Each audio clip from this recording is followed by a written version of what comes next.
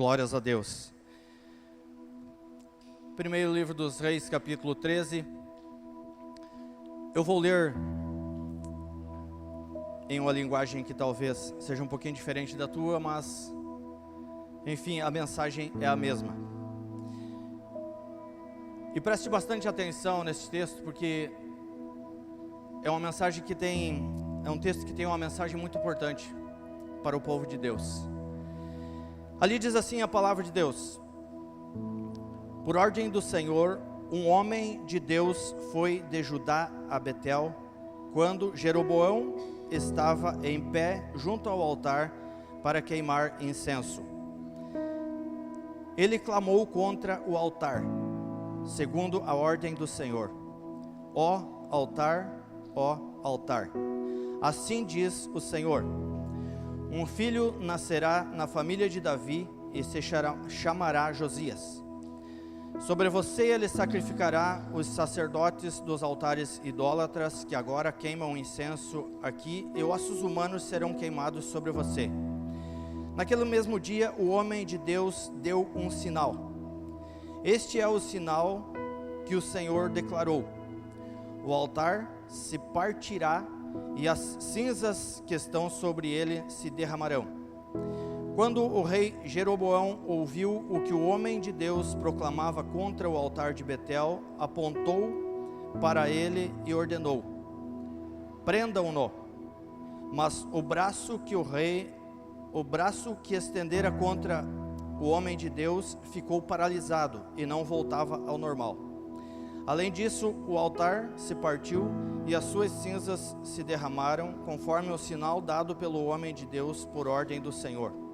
Então o rei disse ao homem de Deus: intercede junto ao Senhor, o seu Deus, e ore por mim, para que meu braço se recupere.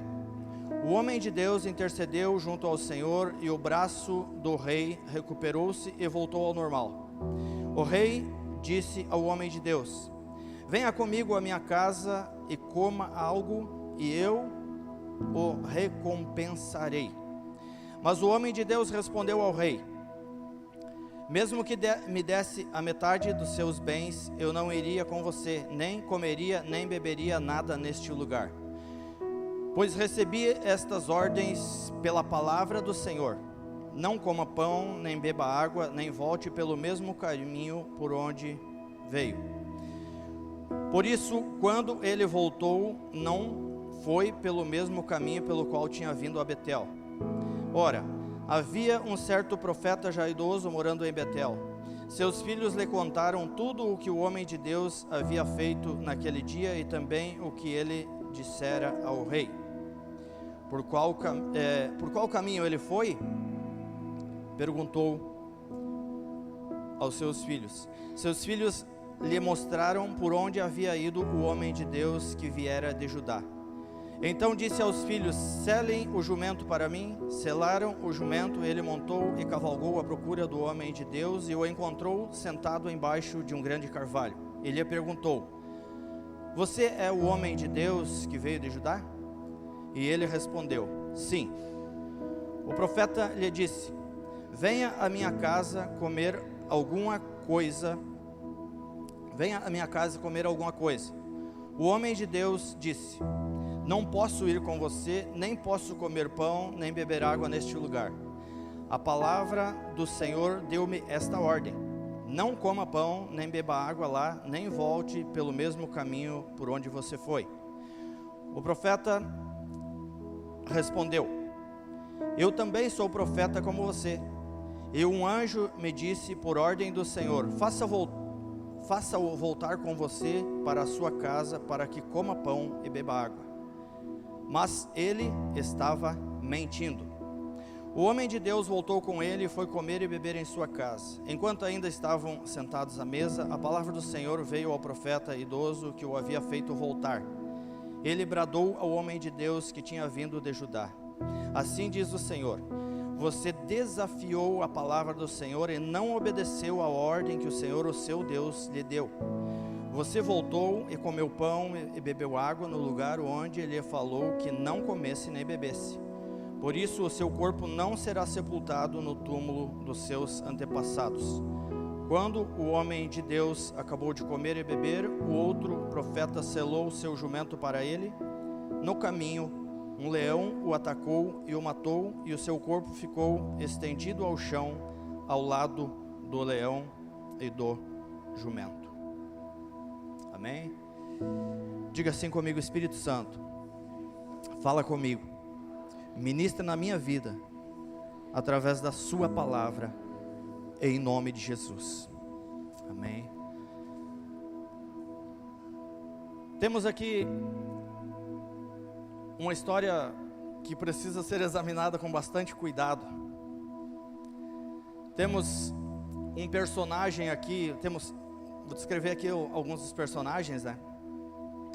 Um personagem descrito como o homem de Deus que veio de Judá, o homem de Deus que Judá. Esse homem vai até Betel. Betel era um local de adoração, e o povo vivia ali um tempo difícil em que havia muita corrupção. Esse próprio rei Jeroboão, ele totalmente fora dos caminhos do Senhor, e ele leva uma mensagem de advertência, de juízo, e ele proclama essa mensagem lá junto ao altar de Betel.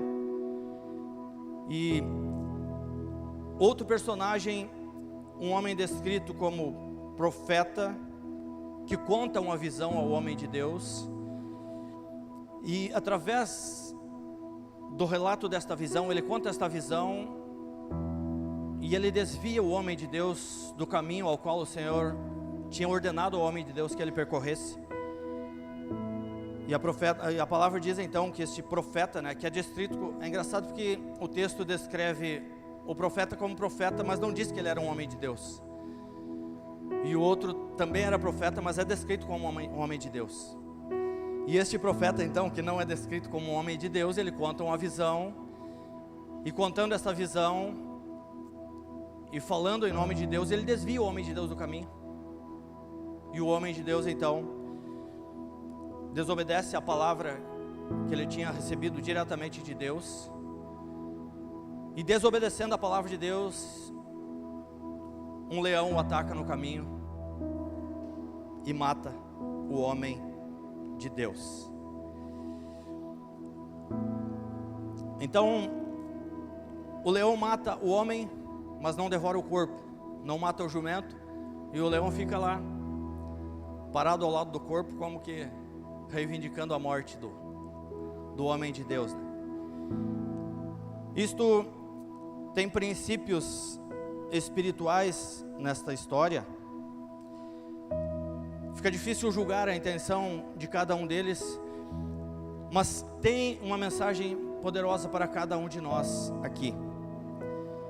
Tem uma mensagem que chama a nossa atenção como homens, mulheres de Deus, em relação à necessidade que nós temos de ter um relacionamento íntimo com o Senhor, e de nós vigiarmos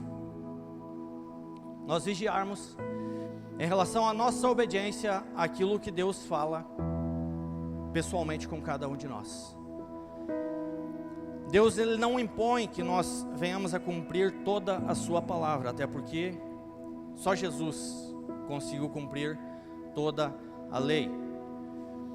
Mas é por isso que Deus, ele busca relacionamento pessoal com cada um de nós. Mas à medida que Deus fala de maneira clara, nós devemos ter muito cuidado. Muito cuidado. Então, o título da minha mensagem hoje é em relação à vigilância, né? Sede sensatos e vigilantes. Eu vou ler ainda mais alguns versículos que estão na primeira carta do apóstolo Pedro. Ali, primeira carta de Pedro, capítulo 5, versículo 5 adiante, diz assim: da mesma forma, jovens, sujeitem-se aos mais velhos. Sejam todos humildes uns para com os outros, porque Deus se opõe aos orgulhosos, mas concede graça aos humildes. Portanto, humilhem-se debaixo da poderosa mão de Deus, para que Ele os exalte no tempo devido. Lancem sobre Ele toda a sua ansiedade, porque Ele tem cuidado de vocês. Sejam sensatos ou sóbrios, dependendo da linguagem. Sejam sensatos e vigiem. O diabo, o inimigo de vocês, anda ao redor como leão, rugindo e procurando a quem possa devorar. Resistam-lhe, permanecendo firmes na fé, sabendo que os irmãos que vocês têm em todo o mundo estão passando pelos mesmos sofrimentos. O Deus de toda a graça, que os chamou para a sua glória eterna em Cristo Jesus, depois de terem sofrido durante um pouco de tempo, os restaurará, os confirmará, lhes fortalecerá e os porá sobre firmes alicerces. A Ele seja o poder para todos sempre. Amém. Vejam vocês que esse texto do apóstolo Pedro aqui, ele nos traz várias orientações. Aliás, eu entendi que esses versículos aqui, eles são como que um resumo, uma conclusão de toda a carta do apóstolo Pedro. Então ele traz ensinos importantíssimos, advertências importantíssimas para cada um de nós. E na conclusão ele diz assim: portanto, sejam sensatos e vigilantes, sejam sóbrios e vigiem. Por quê? Porque o diabo, vosso inimigo, vosso adversário, anda ao redor, rugindo como leão. O que nós vimos no texto anterior? Um homem de Deus que não vigiou, e o leão o atacou e o matou. Então, nós temos várias histórias na Bíblia que usam essa linguagem de enfrentamentos dos filhos de Deus com leões, ursos, gigantes. Esses animais, eles tipificam inimigos espirituais. E isto descreve uma realidade do mundo espiritual à nossa volta. Tanto que o apóstolo Pedro, aqui, o Espírito Santo usando ele, ele nos traz essa advertência. Então eu entendi que esta carta do apóstolo Pedro, ela tem de forma mais detalhada as instruções para cada um de nós em relação a esse aspecto, de que o diabo, ele está como leão à nossa volta.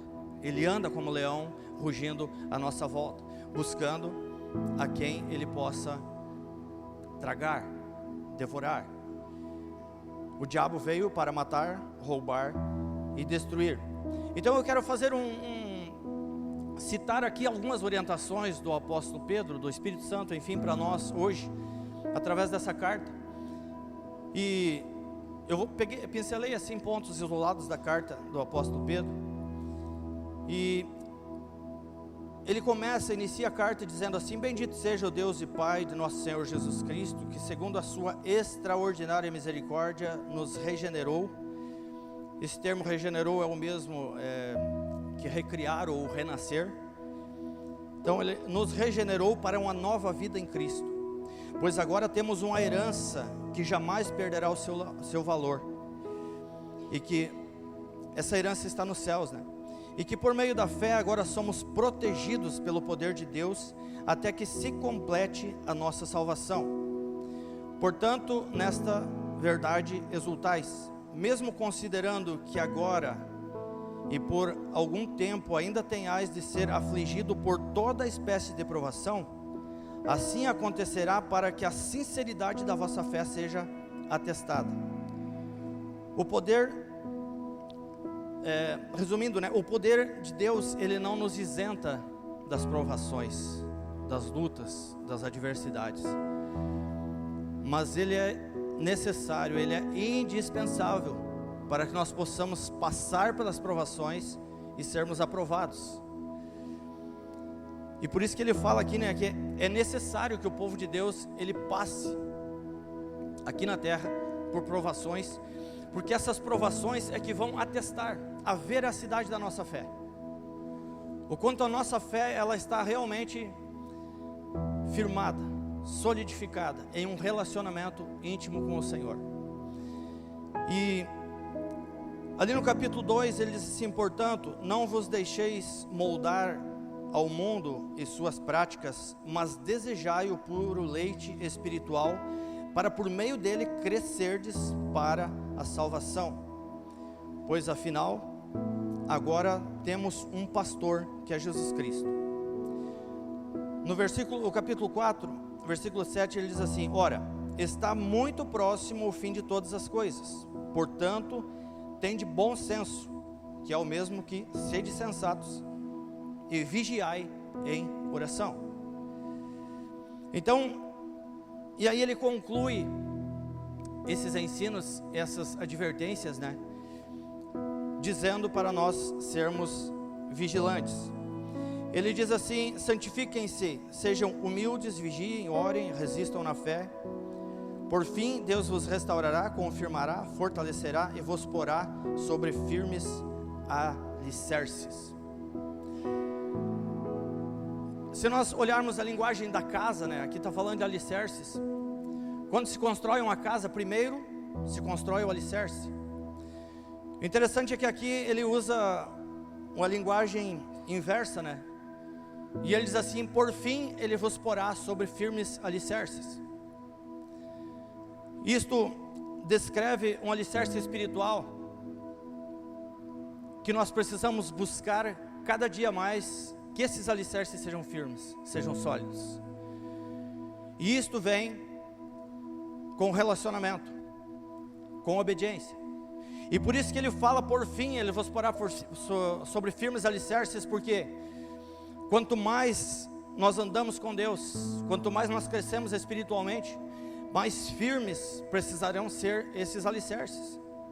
E nós jamais podemos abrir mão da nossa vigilância, e jamais podemos nos acomodar como cristãos e achar que já fizemos tudo, porque é exatamente isso que o inimigo espera, que o cristão não vigie, que ele relaxe na sua vigilância, porque é nesses momentos que ele ataca.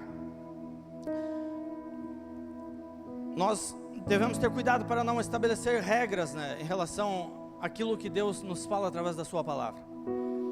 Aqui nós temos um homem de Deus, um homem que profetizou e os sinais aconteceram. Vejam que ele chegou lá e ele entregou a mensagem, e ele disse assim, quando ele entregou a mensagem que ele estava falando contra aquele altar, o rei estendeu a mão e disse: prendam-no. E o braço do rei ficou paralisado. Ele disse: o altar, o sinal de que Deus está falando isto é que o altar vai se partir e as cinzas vão ser derramadas. E as duas coisas aconteceram ali. O rei ficou com o braço paralisado, o altar se partiu, as cinzas se derramaram. O rei pediu para que ele orasse, ele orou e o braço do rei foi curado. Mas instantes depois, este homem, ele rebela-se contra uma orientação clara da parte de Deus. E vejam que ele repete duas vezes, que Deus havia falado muito claramente. Ele diz assim: a palavra de Deus me ordenou dessa maneira. Então ele rebela-se contra a palavra do Senhor. Aí, por isso que eu digo, não podemos julgar a intenção do coração dele. Ele foi enganado pelo outro, não podemos julgar também a intenção do outro. Eu pelo menos não me acho em condições de julgar nenhum deles. Mas a verdade é que este homem havia recebido ordens claras da parte do Senhor. E à medida então que ele desobedece ordens claras da parte de Deus, ele é atacado por um leão, e o leão o mata. Então, nós precisamos examinar bem esse assunto, e nós precisamos levar muito a sério aquilo que o Senhor nos fala. Quero falar um pouquinho, deixa eu só me localizar aqui nas minhas folhas. Quando o apóstolo Pedro, ali a carta nos traz estas orientações, né, e diz que o fim está muito próximo, que nós devemos então ter mais cuidados, né? ele diz assim ainda: ora, se invocais como Pai aquele que julga imparcialmente as obras de cada pessoa, procedei com sincero temor reverente durante a vossa jornada terrena, considerando a santidade daquele que vos convocou. Tornai-vos da mesma maneira santos em todas as vossas atitudes. Então, quando nós falamos a palavra nos adverte a vigiarmos em oração. O quanto nós temos vigiado em oração? O quanto você tem vigiado em oração? Eu estava meditando que Jesus, na noite em que ele foi preso, ele subiu ao monte para orar, e ele levou consigo os seus 3 discípulos mais próximos, Pedro, Tiago e João. E Jesus então, ali, lá no monte, pede para eles ficarem orando, e a palavra diz que ele foi adiante. Ele disse: fiquem aqui e vigiem em oração comigo. E Jesus foi e voltou, e eles estavam dormindo. E Jesus disse: mas nem uma hora pudestes vigiar comigo em oração? Então, um primeiro sinal de que vigiar em oração não são apenas aqueles longos 5 minutos de oração antes de deitar e ao levantar. Vigiar em oração é algo que exige pagar um preço. É algo que exige sacrificar horas de sono e horas de descanso para vigiar em oração, para discernir os tempos. Então, esse é um primeiro sinal, uma primeira advertência para cada um de nós. Como está a tua vigilância em oração?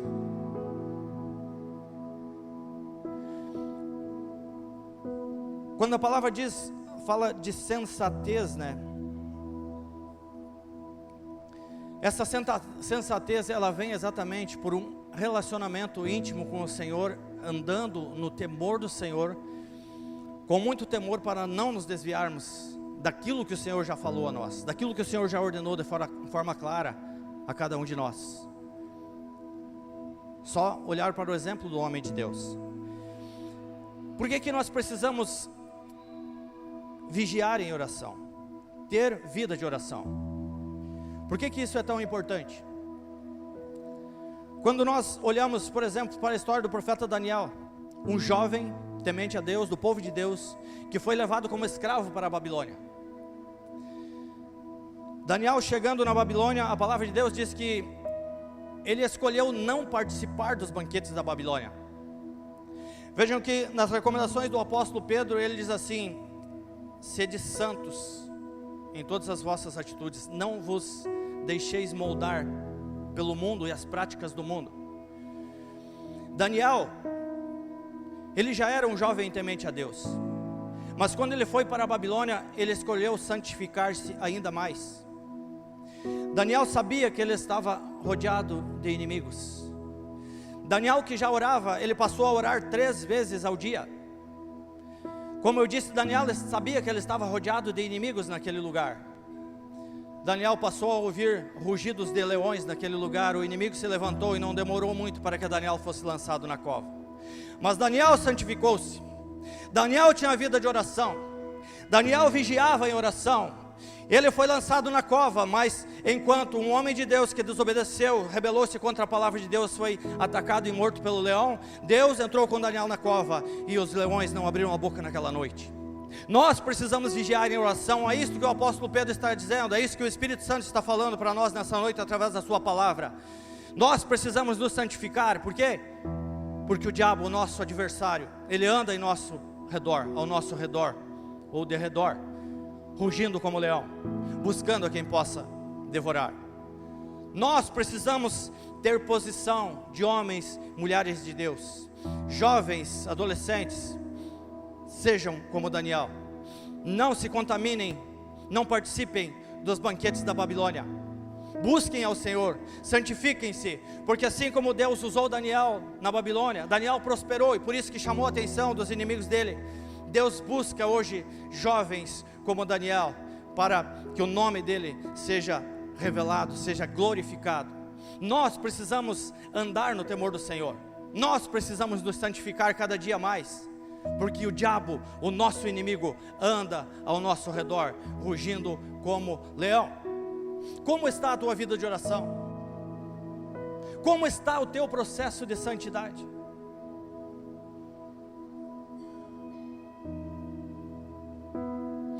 Quando nós,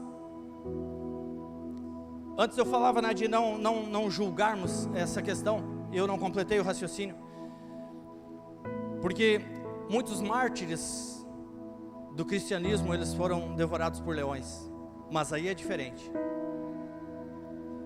aí é um preço que eles estiveram dispostos a pagar pelo testemunho de Jesus Cristo. Eu li um pouco do livro dos mártires, e uma coisa que me impactou muito, é que muitos dos mártires, antes de morrer, antes de eles serem martirizados, eles tiveram a oportunidade de fugir. Pessoas que amavam eles, chegavam e diziam: olha, tem uma oportunidade aqui, foge, escapa da morte. E eles diziam: você acha que eu vou perder a oportunidade de ser um mártir, morrer pelo meu Senhor? Eles tinham isso como um privilégio. Eles tinham isso como um privilégio. O apóstolo fala ali, né? A palavra fala assim: e por fim ele vos porá sobre firmes alicerces. Isto é estar sobre um firme alicerce. Pessoas que tinham um relacionamento tão sólido com o Senhor, elas confiavam de tal maneira que morrer por Cristo era um privilégio. Morrer por Cristo era um privilégio. Nós precisamos ter uma vida de meditação na palavra do Senhor, porque é em ouvir a Deus que a fé é gerada em nosso coração. À medida que nós ouvimos essa voz de um Deus vivo, a fé é gerada em nosso coração, e esses alicerces, eles vão sendo construídos à medida que nós obedecemos a palavra de Deus. Não foi isso que Jesus declarou a respeito da casa construída sobre a areia e sobre a rocha? Ele disse: aquele que ouve as minhas palavras e não está nem aí para obedecer, essa pessoa é como aquele que edificou uma casa sobre a areia. Sopraram os ventos, subiram as águas, deram contra essa casa, e grande foi a sua ruína. Mas aquele que não se conforma apenas em ouvir a minha voz, mas em pôr em prática a minha palavra, este é como aquele construtor sábio, sensato, que edificou a sua casa sobre a rocha. Os ventos sopraram, subiram as águas, deram contra essa casa, mas ela permaneceu inabalável, porque estava sobre firmes alicerces. Como estão os nossos alicerces? Como estão os teus alicerces? Nós precisamos levar muito a sério essas questões. Quando nós examinamos, por exemplo, a vida de Davi, um outro que enfrentou o leão. Davi era um jovem desconhecido em Israel, até que ele derrotou o gigante Golias. Aí que ele tornou-se conhecido. Ao dispor-se a enfrentar o gigante, desqualificaram Davi.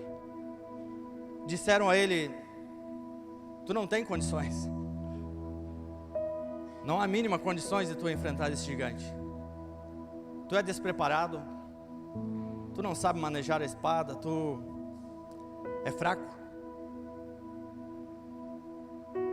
E disseram a ele assim: volta, tu deveria estar lá cuidando daquelas poucas ovelhas do teu pai.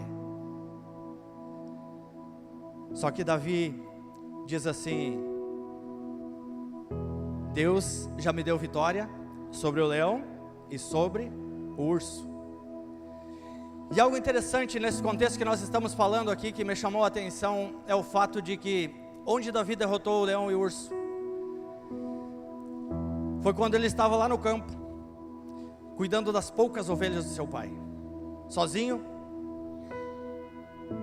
E isto traz uma mensagem para cada um de nós.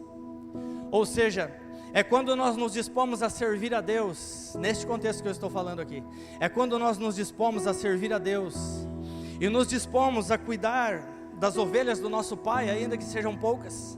É ali que o Senhor nos treina para enfrentarmos leões e ursos, porque leões e ursos são para principiantes, mas nós precisamos derrotar os nossos leões e ursos, porque os gigantes virão. E leões e ursos são treinamentos para quem vai enfrentar gigantes. Nós precisamos nos dispor a servir ao Senhor. Este trabalho de Davi, eu já ouvi muitas pessoas dizerem que pastorear ovelhas era um trabalho muito comum. Inclusive os egípcios julgavam como um trabalho até, não sei se poderia usar o termo amaldiçoado, eles não queriam esse trabalho. E então não era um trabalho confortável, não era um trabalho que tinha status, não tinha reconhecimento, mas ele estava lá, cuidando das ovelhas do seu pai. O apóstolo Pedro ali, a carta de Pedro nos adverte a submissão. Ele começa falando aos jovens ser submisso aos mais velhos, e depois ele entra na questão familiar, questão com autoridades, falando, recomendando essa questão de submissão. E ele está instruindo a respeito de que o diabo, nosso inimigo, anda em nosso derredor rugindo como leão. É preciso entender que Davi já tinha unção de rei sobre a vida dele, mas ele continuava cuidando das poucas ovelhas lá no pasto. Isto significa que Davi, ele era submisso ao seu pai, ele honrava o seu pai. E lá no campo, sozinho, cuidando daquelas ovelhas, Davi buscou o Senhor. Davi começou a ouvir a voz de Deus, ele estabeleceu um relacionamento com o Senhor o fortaleceu, ele derrotou leões e ursos, e ali os seus alicerces, seus finos alicerces estavam sendo estabelecidos. E por isso, quando o gigante se apresentou, e disseram para ele: tu é um fraco, Davi, tu é um desqualificado, tu não tem condições de enfrentar o gigante. Davi, em outras palavras, ele disse assim: eu estou firmado sobre firmes alicerces, Deus já me deu vitória sobre o leão e o urso, portanto não é o tamanho do inimigo que vai me derrotar. Hoje esse gigante vai cair por terra, porque é o Senhor que me sustenta de pé, é Ele que me dá vitória, é Ele que me conduz em vitória. E hoje este gigante vai cair por terra. Mas nós precisamos entender isso, irmãos. Nós precisamos buscar o Senhor.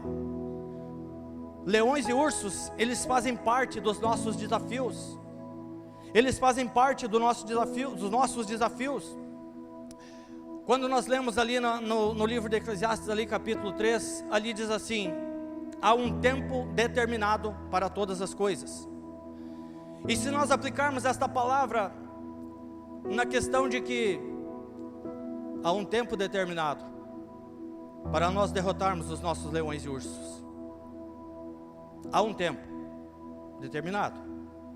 E o problema de muito crente é que ele não vigia, ele não busca um relacionamento íntimo com o Senhor, ele não se santifica suficientemente, ele não busca o fortalecimento no Senhor, o poder de Deus, ele não tem vida de oração, e aí ele não consegue derrotar os leões e ursos, e aí chega o tempo de enfrentar os gigantes, e ele ainda está fugindo de leões e ursos, ele ainda está fugindo de leões e ursos. Entenda que quando fala ali, por fim vos porá sobre firmes alicerces, é porque a cada dia nós precisamos de um alicerce mais firme em nossas vidas, porque hoje são leões e ursos, amanhã serão gigantes, e depois serão exércitos. Davi foi desqualificado.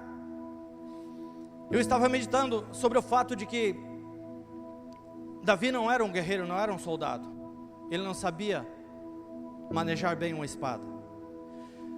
Muitas vezes, para servir ao Senhor, nós não sabemos manejar bem a espada, mas se nós o buscarmos, há esperança para nós, pois Davi buscou ao Senhor, ele aprendeu a manejar muito bem a sua espada, ele tornou-se um dos melhores guerreiros, e exércitos caíram diante de Davi.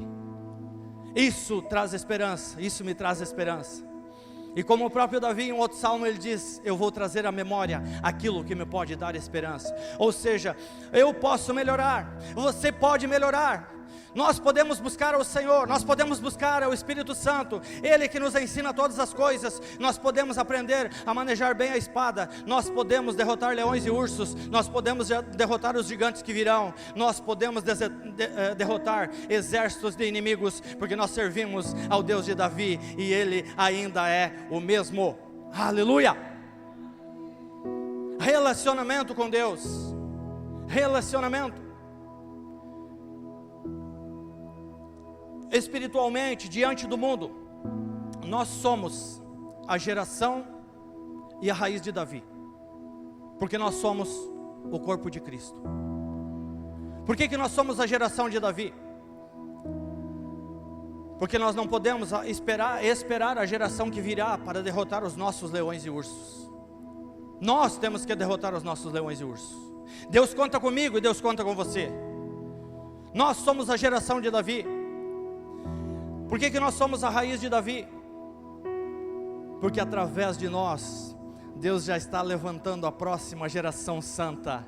Porque se a raiz for santa, os ramos também o serão. Nós precisamos nos santificar, irmãos. Nós precisamos buscar ao Senhor, até que este poder, ele se manifeste em nossas vidas.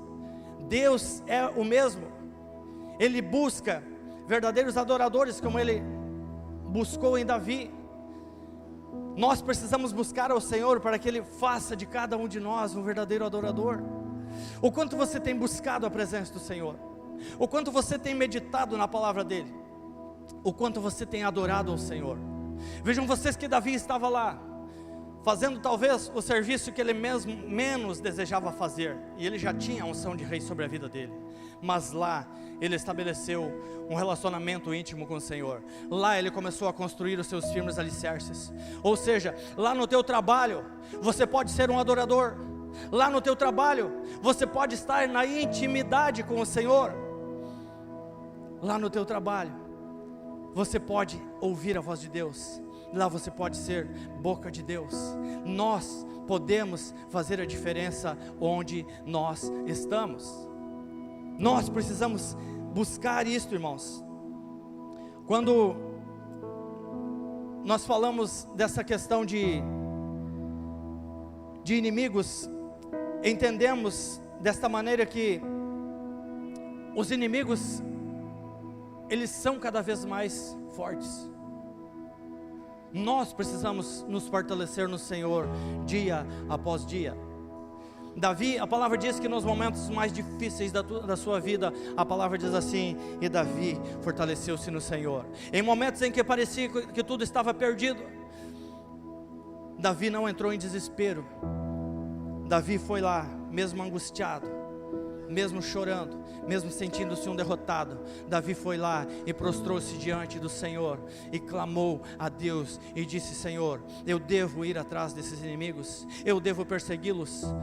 Davi consultava o Senhor, Davi buscava o Senhor nos momentos difíceis, ele fortalecia-se no Senhor. Nós precisamos viver isso, nós precisamos fortalecermos-nos no Senhor e na força do seu poder.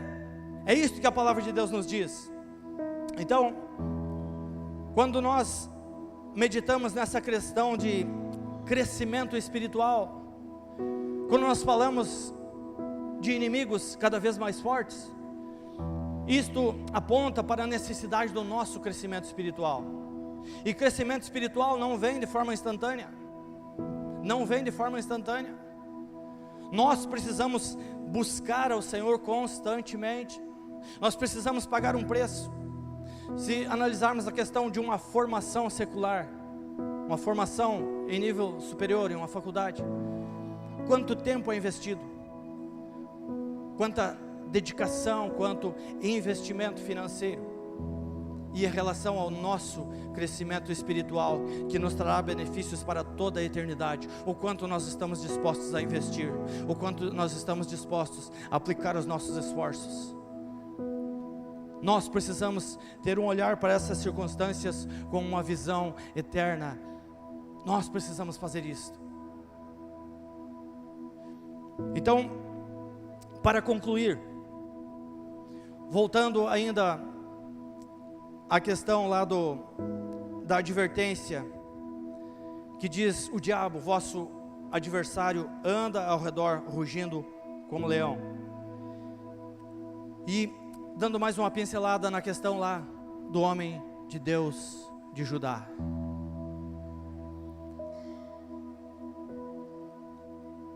Quantas pessoas, quantos cristãos que têm negligenciado um relacionamento de obediência com o Senhor, de obediência à palavra do Senhor.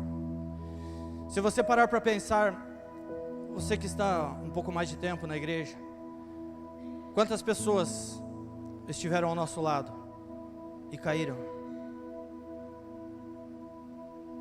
Quantas pessoas pareciam tão espirituais, e de repente essas pessoas sofreram duras derrotas diante do inimigo. E como eu disse, eu não falo isso para julgar ninguém. Nós só estamos em pé ou de pé por causa da extraordinária misericórdia do Senhor. Ele que tem nos sustentado, Ele que tem nos guardado, nos mantido de pé. Mas nós precisamos temer. Nós precisamos temer. Olhando para essas circunstâncias, um homem, como eu falei, que fez sinais e maravilhas, profetizou. A própria palavra descreve ele como um homem de Deus, mas que de repente ele não vigia e ele se desvia e é atacado e morto por um leão. Quantas pessoas que o Senhor já falou e o Senhor já disse: não coma e não beba em determinados lugares, não entre em determinados ambientes, não volte a determinados caminhos, não volte, porque o leão está rugindo ao nosso redor. Não volte, não entre nesses lugares. Fuja dos lugares onde você é tentado, porque o diabo, o nosso inimigo, o nosso adversário, anda ao nosso redor rugindo como leão. Espiritualmente o leão está rugindo, mas o nosso Deus está falando, e nós precisamos não apenas ouvir, mas obedecer a sua voz. Se o grupo já quiser subir. Irmãos, nós precisamos levar muito a sério essas questões. Nós precisamos temer, porque nós estamos rodeados de inimigos espirituais. Como eu disse, se hoje são leões, amanhã serão gigantes. Quando Deus introduziu o seu povo na terra prometida, quem habitava lá? Gigantes. Isto significa que para vivermos as promessas do Senhor, os gigantes vão cair por terra, mas nós servimos ao Deus de Davi, nós andamos com o Deus de Daniel, e Ele é o mesmo. E se nós nos santificarmos, ainda que sejamos lançados na cova, Ele estará lá conosco, e Ele é poderoso para fechar a boca dos leões. Nós servimos ao mesmo Deus de Davi, e se nós nos santificarmos e buscarmos ao Senhor, nós venceremos os nossos leões e ursos, e quando os gigantes se levantarem, eles também vão cair por terra, porque é Deus que nos dá vitória. Foi Deus que deu vitória a Davi, mas nós precisamos fazer a nossa parte. Nós precisamos buscar ao Senhor. Eu já convido a igreja a colocar-se em pé neste momento. Glórias a Deus.